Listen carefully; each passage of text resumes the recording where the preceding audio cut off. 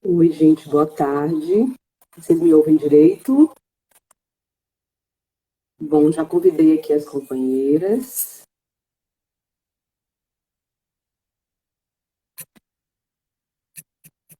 Vamos esperar elas entrarem para a gente começar esse bate-papo.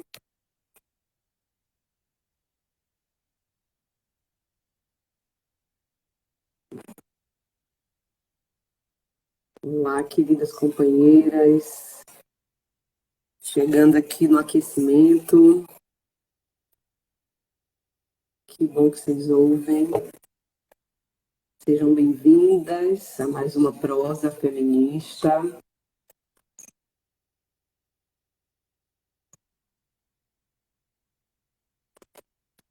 Convidando aqui também Tiane, Simone. Aceitem o convite.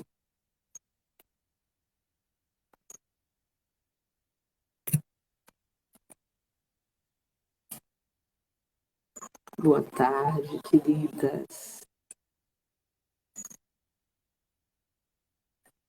Tomar esse café com vocês.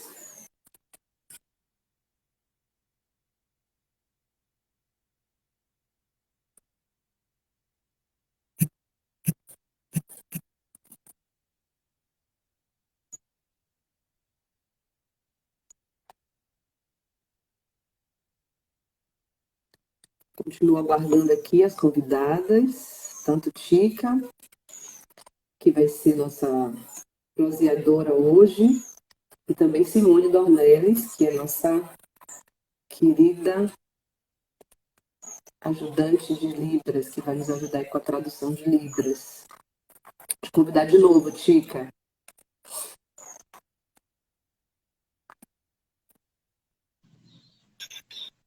Olá, boa tarde. Bem-vinda. Como você está? Assim. Não sei se dá para ver aí. Vigiada. Sim. As criaturas, tudo bem. Chegam. Simone, eu não estou conseguindo chamar a Simone, que é a intérprete de Libras. Ela acabou de entrar. Eu estava chamando ela no outro perfil, então agora ela vai conseguir entrar. Desculpa, Simone, eu estava te chamando no outro perfil. Agora sim.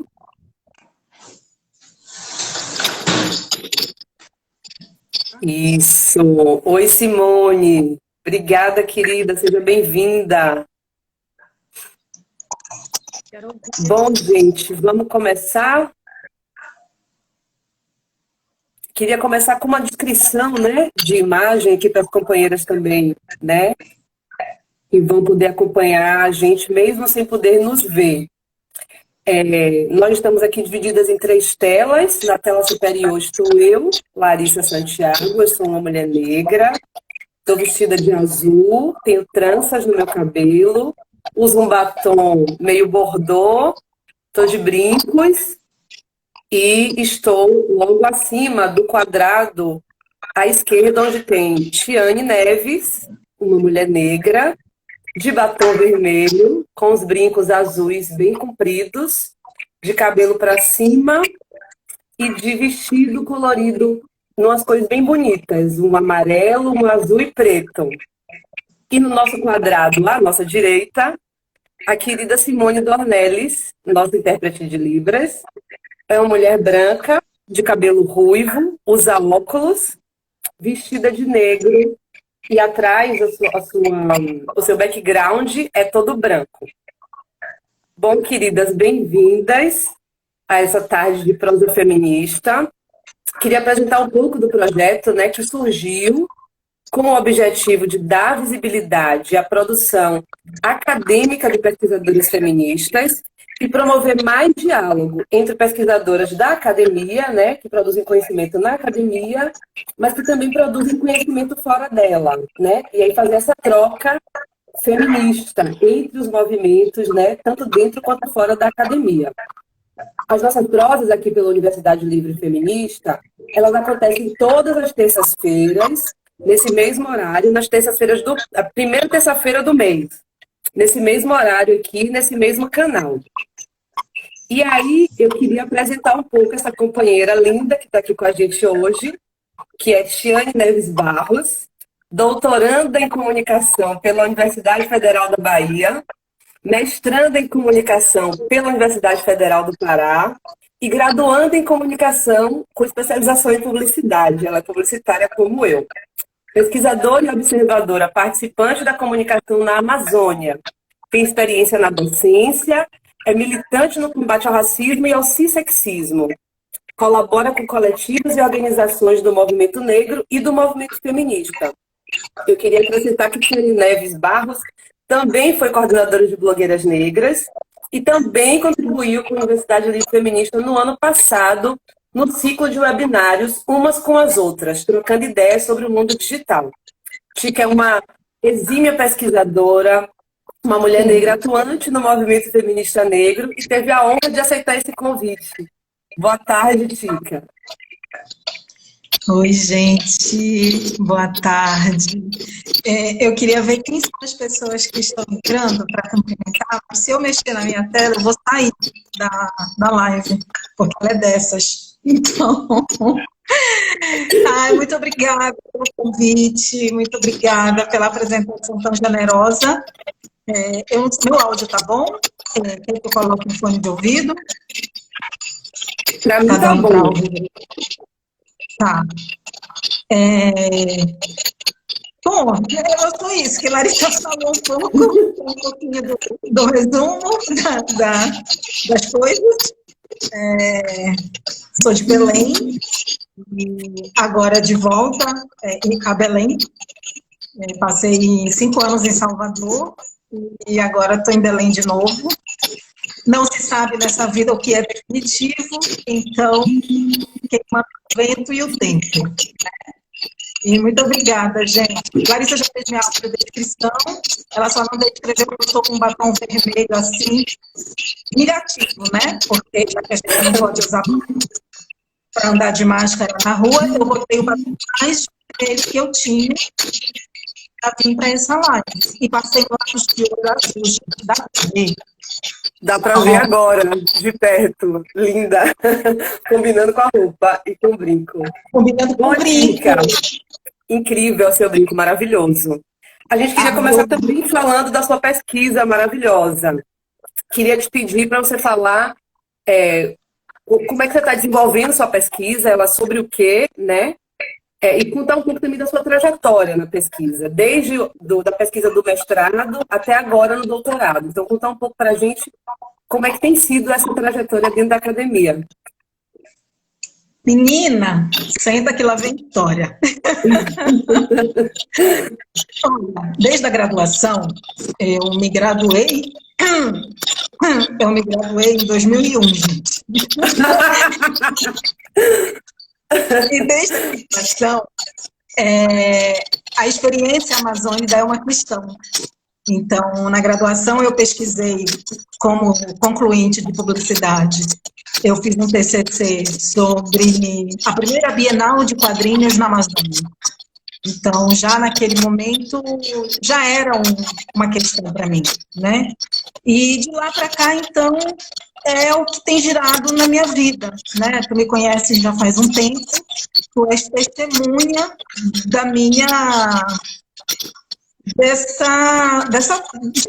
né? Que me compõe, né? Porque essa amazonidade é o que compõe a minha negritude, é o que soma com a minha negritude, é o que soma com a minha mulheridade. Então, eu sou esse cruzamento, né? Então, no mestrado eu pesquisei sobre divulgação da ciência na Amazônia e agora no doutorado eu estou pesquisando sobre apropriação tecnológica e o ciberativismo de mulheres negras também, neste caso específico da Amazônia Paraense, porque já é muita coisa, já é muita gente, já é um estado que é um país, então não tenho nenhuma pretensão de alcançar a Amazônia, o território inteiro, porque não é possível nessa vida, nesse doutorado, não vai ser possível. E aí essa pesquisa do doutorado, ela surgiu da Marcha das Mulheres Negras. A inquietação veio, na verdade, num combo, né? Na minha atuação nas blogueiras negras e na Marcha das Mulheres Negras. Na Marcha das Mulheres Negras, por quê? Sempre foi evidente para a gente. Bom, no Brasil a infraestrutura da internet é precária, a gente sabe disso, né? O país tem uma internet ruim.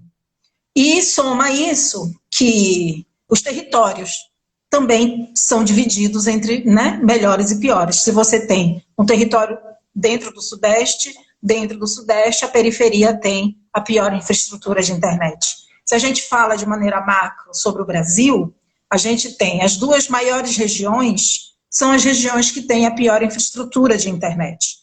Região Norte, e aí me referindo à região Norte Amazônia, porque todos os estados nortistas são pertencentes à Amazônia, então a gente acaba, né, generalizando, mas Maranhão e Mato Grosso também compõem essa Amazônia brasileira.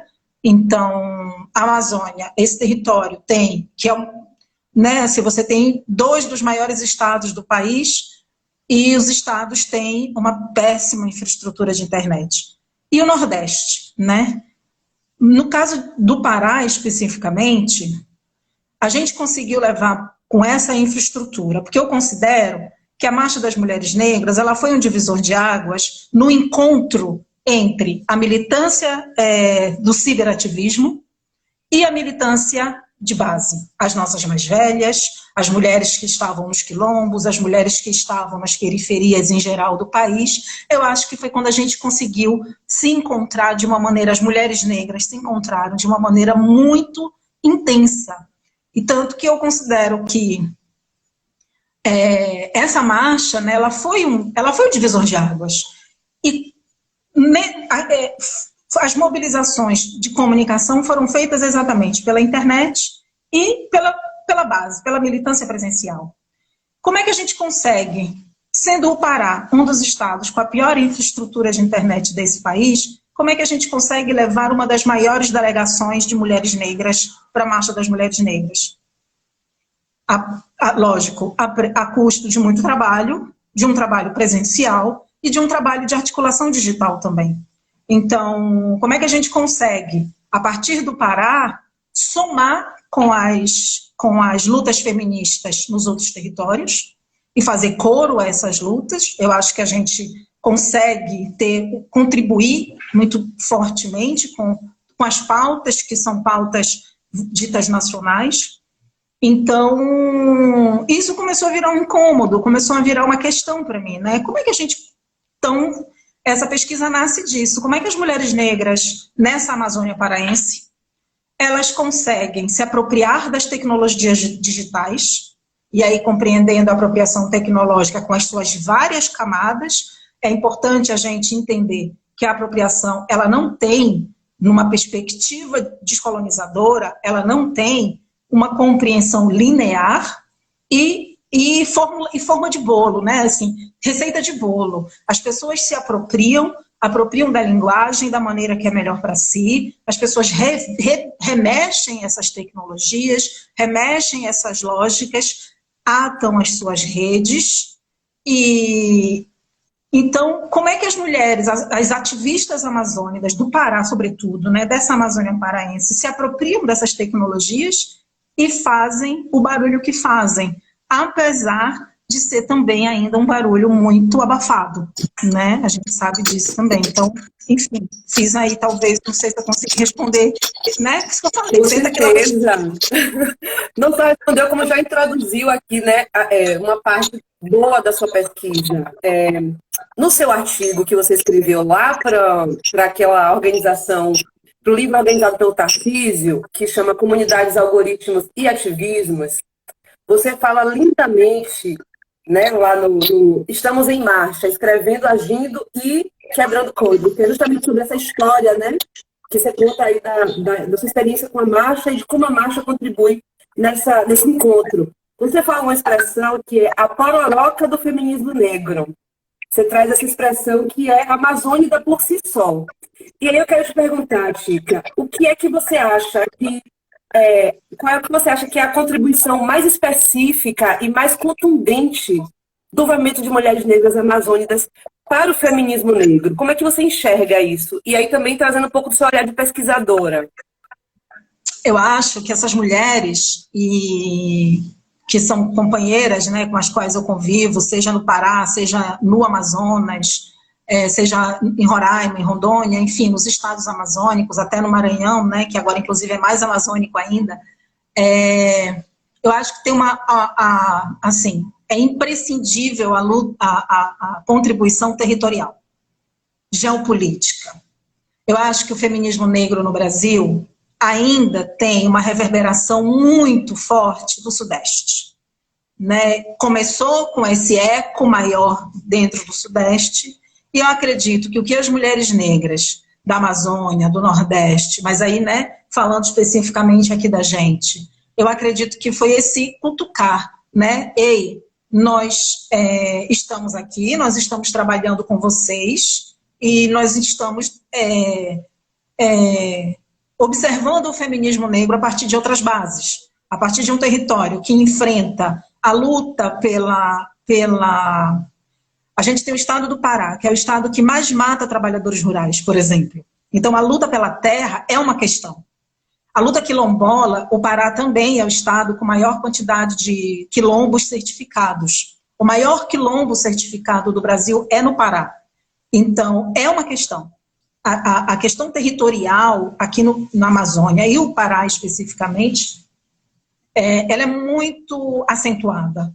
Né? Então, isso eu acredito que trazer os movimentos das hidrelétricas, né? O que as hidrelétricas, o que a mineração está fazendo com as comunidades, o que as hidrelétricas estão fazendo. O Brasil acompanhou de maneira mais aproximada, a nossa geração acompanhou de maneira mais aproximada a construção de Belo Monte. Altamira ficou destruída, a saúde das mulheres, a saúde das famílias, e aí das famílias negras, em situação de vulnerabilidade, em situação de pobreza. Então, eu acredito que a principal contribuição da gente, dentro do feminismo negro no Brasil, é essa, é geopolítico, é a compreensão de que o racismo, ele nos atravessa de diversas formas.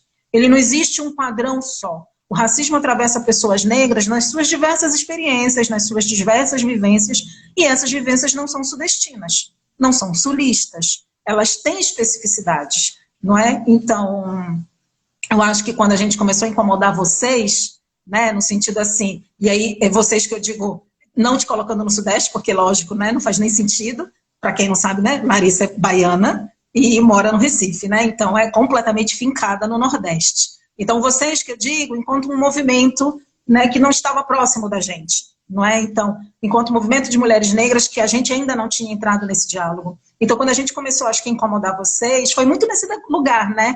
Olha, gente, nós estamos aqui, a Amazônia existe e o Brasil sem a gente não é nada.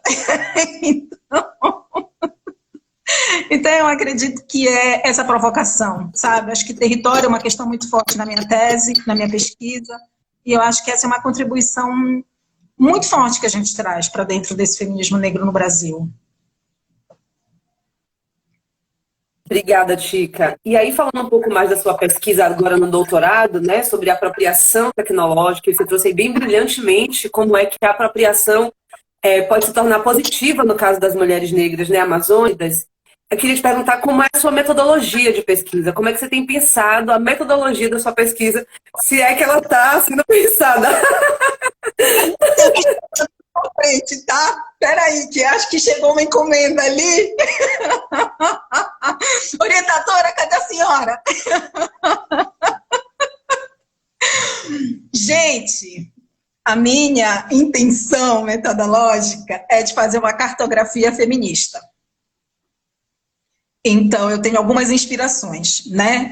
Tô até, inclusive, aqui, não foi de propósito, é coincidência, mas, enfim, né? Esse material, não sei se dá para ler, por uma cartografia crítica da Amazônia, fala de tecnologias digitais na Amazônia, lá em 2011, sabe? Quer dizer, já é um trabalho que vem sendo construído. Existe um outro projeto da Universidade Federal do Pará, que é a nova cartografia social da Amazônia, e tem um trabalho no Recife, de um grupo de mulheres no Recife que faz exatamente esse trabalho de cartografia feminista na universidade, acho que na Federal Rural, se eu não me engano, de Pernambuco. Se não me falha a memória, é na Federal Rural. Então, essa é a intenção, né? Então, é uma pesquisa de base qualitativa. Como eu costumo dizer, que eu sou uma observadora participante da comunicação na Amazônia, então a observação participante também é presente nessas aplicações metodológicas, nessa leitura metodológica, e esse desenho, a vontade é de fazer uma cartografia. Se vai sair a cartografia, só saberemos em 2023. Vai sair, com certeza. Eu tenho plena confiança que vai sair. E viva a Rosália Lemos, né? Que é a nossa precursora aí da pesquisa feminista negra, e todas as mulheres negras que vieram antes da gente, que possibilitaram, né, a gente poder ser objeto e sujeito de pesquisa. Então, é muito empolgante, arrepiante perceber que a gente pode fazer parte da pesquisa sendo observadora e sendo também parte, né? E aí, Tica, também te perguntar nesse sentido, como é que você acha que a sua pesquisa se relaciona com as suas atividades fora da academia? Como é que isso bate na sua militância? Como é que isso reverbera nos espaços que você participa? O que você tem visto de apontamento aí de transformações, enfim? Olha que pergunta boa, né? Eu acredito que a principal... Bom, minha pesquisa é movida pela experiência, né? Pela minha escrevivência. E aí, né, saudando exatamente uma mais velha ainda em vida, que bom, que é a Conceição Evaristo. Então, a inquietação vem dessa experiência. E com essa experiência eu venho aprendendo. Eu acho que ouvir as mulheres negras dentro e fora da Amazônia me amadurecem enquanto militante e enquanto pesquisadora. Para mim, são abas da minha janela que são completamente misturadas, assim, são as duas abas que nunca fecham, né? Então, é a aba da pesquisadora e a aba da militante, né? Porque é muito difícil a gente, pelo menos para mim, é muito difícil desenvolver uma pesquisa e ignorar que eu faço parte dela também, não é? Então, observar que o que essas mulheres estão, nós, né? O que nós estamos promovendo e proporcionando enquanto reflexão, enquanto reajuste de pensamento, enquanto epistemologia, e uma coisa que eu sempre falo, né? A gente não precisa estar na academia para ser lida como uma intelectual. Eu já falei isso para ti, inclusive, e falo isso para várias mulheres negras.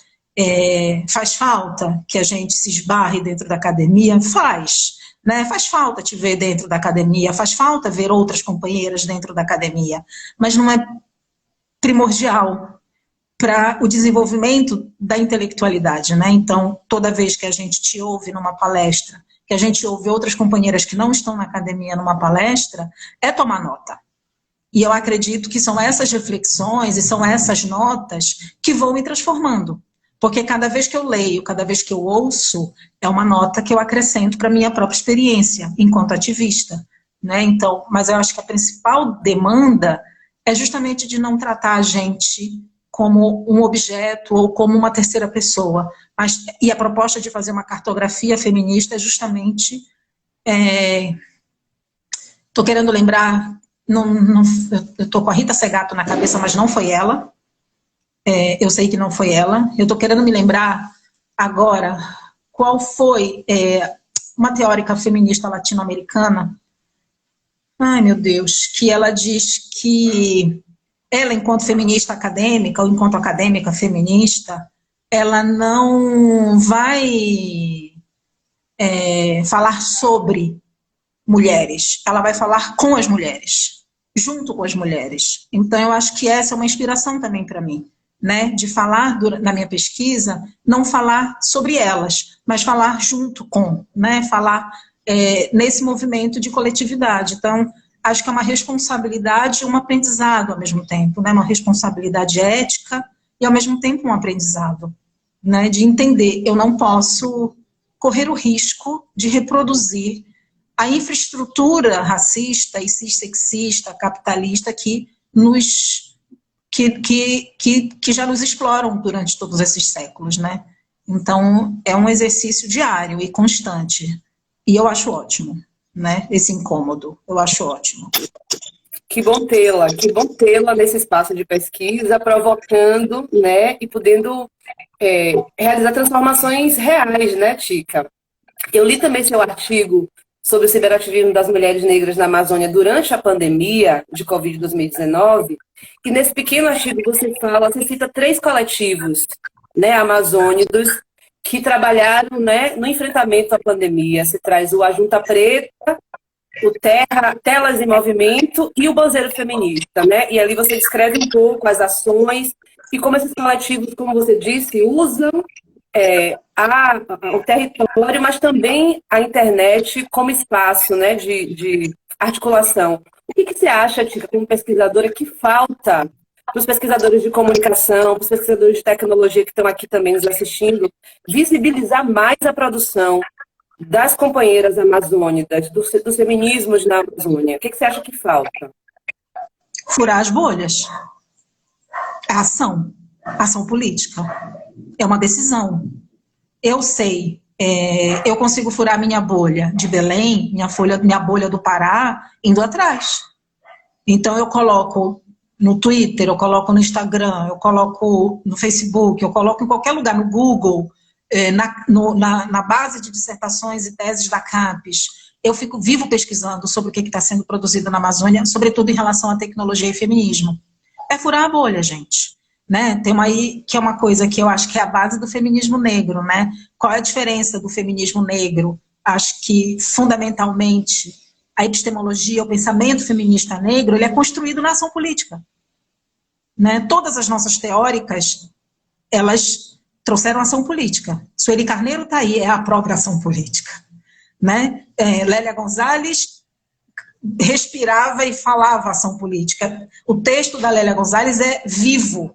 Né, assim, eu não consigo superar o texto mais clássico da Lélia, acho que o mais lido da Lélia, que é Racismo e Sexismo. Eu não consigo superar aquele texto.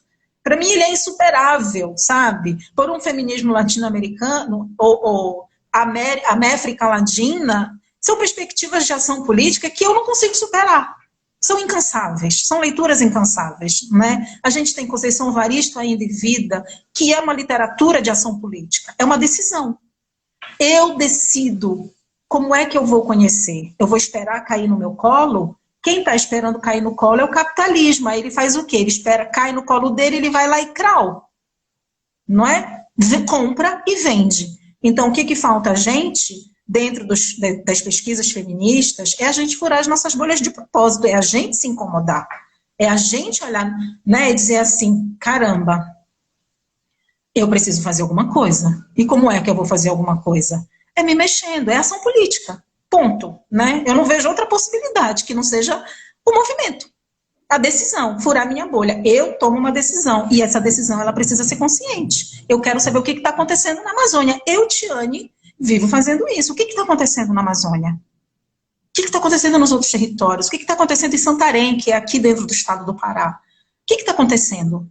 Então, é uma decisão nossa, né, de ir atrás, de buscar, de saber, de ler, enfim, né, e de aprender umas com as outras, né. Tica, que feliz te ouvir, muito feliz, porque é assim que a gente enxerga, né, nós, as feministas negras, enxergamos as contribuições das nossas companheiras, né, da Amazônia. A gente sabe que é através da tecnologia ancestral que a gente consegue, né, fazer essas transformações, seja na academia, né, escrevendo sobre tecnologia, seja fazendo tecnologia na prática, que também é uma especialidade sua, né? Esse fazer tecnológico que você constrói em outros espaços, sim, na rede transfeminista, coisa que a gente não sabe. Na rede transfeminista, né, na própria Universidade Livre Feminista, nos ciclos de debate, que a questão tecnológica também está no conteúdo, né?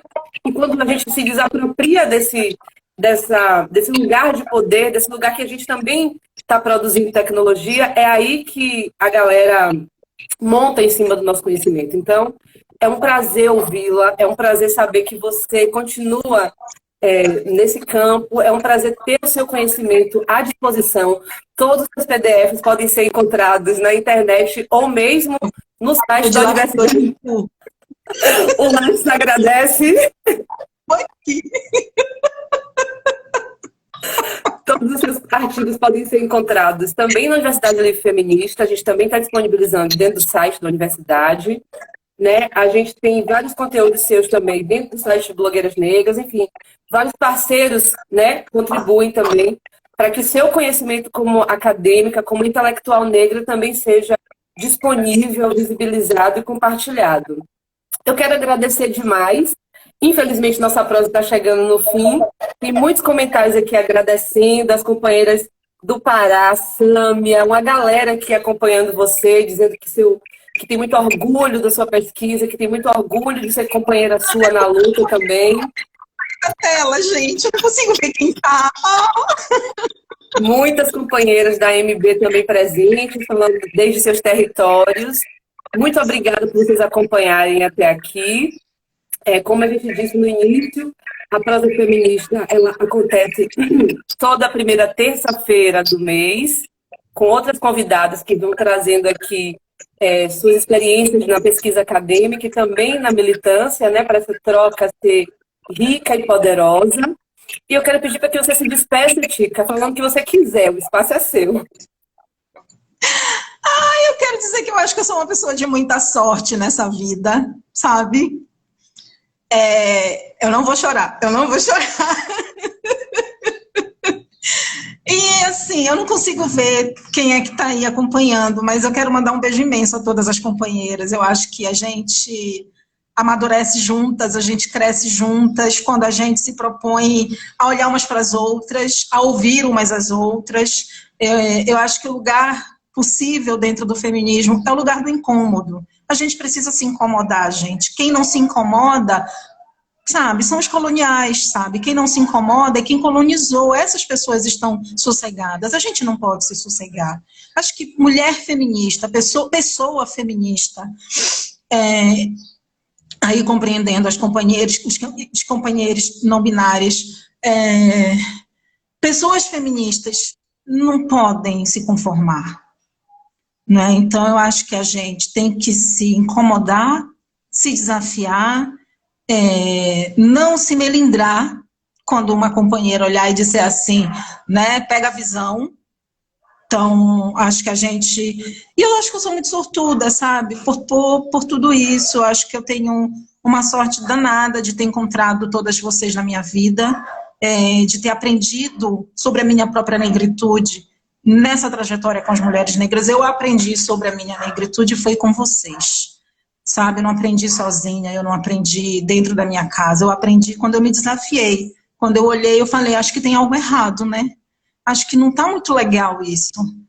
Então, muito obrigada Universidade Livre Feminista pelo segundo convite. Eu me lembrei agora da prosa do ano passado, que eu tive a sorte de ler Bell Hooks no dia do webinário, e eu só conseguia falar no livro. Eu só conseguia falar da Bell Hooks durante toda a conversa. As pessoas perguntavam, então, a Bell Hooks, ela fala isso. E justamente para falar de cuidado digital. Porque eu ia lendo o livro e ia dizendo assim, gente, olha, sabe, é isso que a gente precisa. É o movimento Sankofa, né, que a gente tanto valoriza dentro do feminismo negro também. Que é isso que tu falaste, né, de valorização das nossas... que vieram primeiro, que vieram antes de nós, né, que deixaram esse legado, ou como diz uma mais velha daqui de Belém, a Maria Luísa Nunes, é a geração arrombamento, que é a geração que arrombou a porta, não é a geração que tomba, né, assim, enfim, isso ela falou dentro de um contexto, porque disseram que ela não podia ser geração tombamento, então ela fez essa provocação. Eu não posso ser geração tombamento, eu sou geração arrombamento, porque eu arrombei as portas para vocês serem tombamento. Né? Então, eu acho que essa geração, arrombamento, a gente deve muito a elas também, né? E tem uma coisa que eu aprendi com a Carolina Pinho, com a Carol Pinho, da Central das Divas, que uma das principais dívidas, inclusive nossas, com elas, é ser feliz. Eu acho que e eu concordo muito com a Carol, eu acho que a gente precisa e merece ser feliz, por nós e por elas. né? Por quem não está mais aqui, por quem ainda está aqui, e acho que a gente pode continuar passando o bastão desse aprendizado conjunto, da gente olhar umas para as outras, da gente sorrir umas com as outras, chorar umas com as outras, incomodar umas às outras, e se amar e ser feliz. Né? Então, muito obrigada pelo convite, muito obrigada pelo carinho da tua mediação também. E um beijo a todas as companheiras que estão aí, que eu não consigo ver quem são.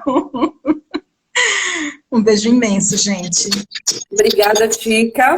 Obrigada por fazer chorar na live. Dizer que nunca foi sorte. Nunca foi sorte. Sempre foi Exu, querida. Nunca foi sorte. Sempre foi Exu nas nossas vidas, né? E como as nossas mais velhas dizem, que a diáspora separou, o axé uniu. Então, a frase é muito forte. Foi isso que aconteceu.